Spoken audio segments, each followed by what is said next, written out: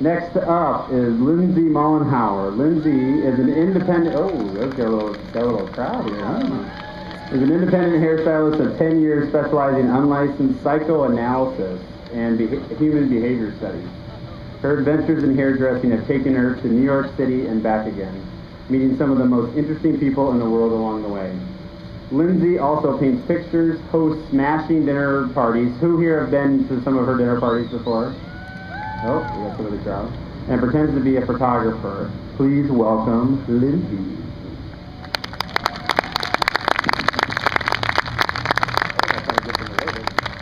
Indeed.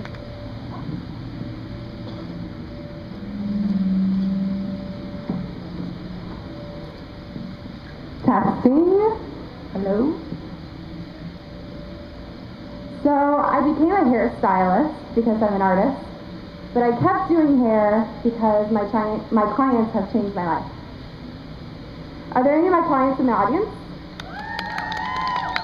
Thanks, guys. So I won't share any of your secrets tonight on stage, but I will share some of mine, and some of them might surprise you. I want to tell you about a client I had many years ago. Her name is Helen. Helen was really hard to talk to. She was sad, miserable. She hated her job, hated her life. She hated the way I did her hair, but she kept rebooking.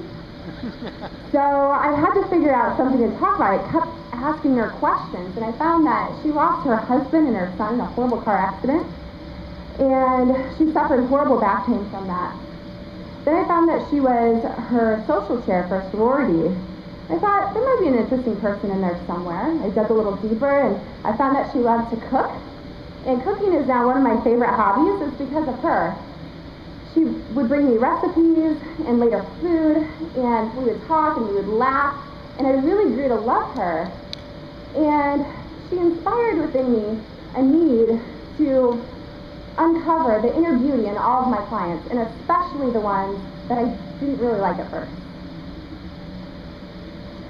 So after all that, I realized, I wasn't really someone that was very well liked at first either. When I was young, most of my friends don't know this, but I had social anxiety and depression. And in 7th grade, that's when I kind of started getting weird. By 9th grade, I would have hives on the way to school, and in 10th grade, I would hide out in the bathroom during lunchtime.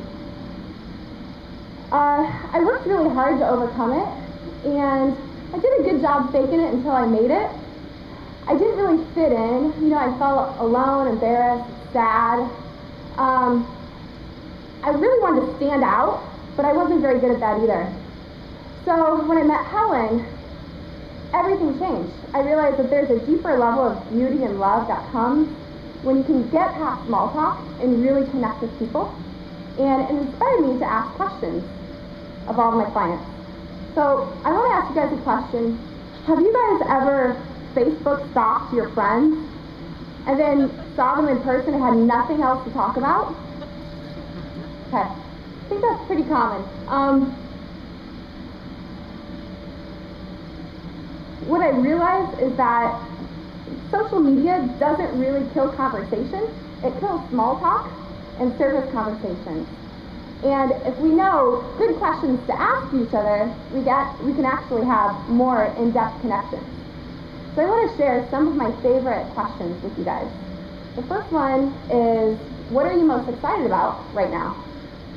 Another one I like to ask new people is, tell me your story. What are you all about?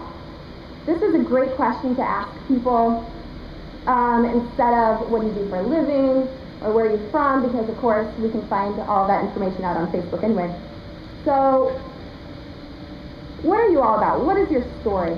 Tell me your story is a great question for people that you already know but you want to get to know better. Tell me a good story about your kids. Tell me a good story about someone that you miss. Doctors, teachers, police officers, all of these people have really good stories. When it comes to professions with different jobs, instead of asking, what is your job, I ask, do you like your job? If no, what pisses you off about it? What's your dream job? If yes, what do you love about it? For people who had a lot of life experience, I like to ask, in what decade of your life did you change the most? Most people say 30s. I also like to ask, what advice would you give yourself when you were my age? Or what is the best advice you've ever received? One of my favorite questions and one of my favorite answers actually came from Helen. And she said, love people that don't deserve it and forgive those that don't ask for it. When my clients experience a tragedy, I ask, do you view life differently? Everyone always says yes. Now some of you know this, but I'm obsessed with marriage and relationship information. So for the last 7 years, I've asked all of my clients, how did you meet your spouse? So I'm single. And I've created a pie chart for you all. So most people meet their spouses in work and college, and then, secondly, online and at bars. Oh, you can't meet anyone at a bar. Erroneous. How many of you have ever been to a bar? Okay, so that's everybody. I would say at least 90% of you are normal, even maybe dateable. So, the moral of the story is, don't listen to other people's advice if you're single. Get on airplanes and introduce yourself to strangers. Don't wear your sweatpants when you go to the grocery store. And open yourself up to the possibilities of meeting someone anywhere. So the second question I ask married people is, what is the secret to a great marriage? It's interesting, no one ever says love. They all say communication, and then trust, forgiveness, compassion. On the topic of love, one of my favorite questions is, how is your love life? And it's really great for teenagers. If you guys ever want to get in touch with raw, pure human emotion, have a chat with a teenager. So I hope that some of these questions will inspire you to develop a deeper connection with people that you know, and maybe open you up to getting to know someone that you don't think you really like. I hope that you mine the brains of seniors for life lessons, and I hope that you learn interesting things and wisdom from unfiltered teenage angst, and I hope you find compassion for people that you don't like at first. Because nothing is more beautiful than an interesting story shared by someone who is truly happy. Thank you.